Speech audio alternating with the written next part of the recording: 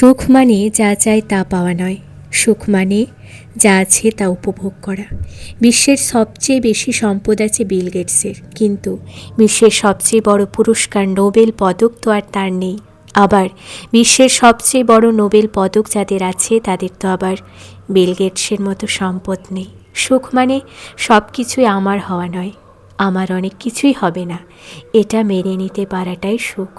যার বিশ্ববিদ্যালয় দেওয়ার ক্ষমতা আছে তার হয়তো বিশ্ববিদ্যালয়ে পড়ানোর ক্ষমতা নেই, আবার যার বিশ্ববিদ্যালয়ে পড়ানোর ক্ষমতা আছে তার হয়তো বিশ্ববিদ্যালয় দেওয়ার সামর্থ্য নেই।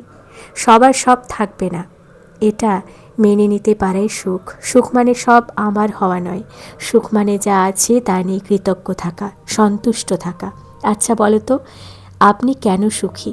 আসুন আজ সুখের কারণ বলি, অন্যের বলা সুখের কারণ থেকে নিজের সুখ খুঁজে নিই।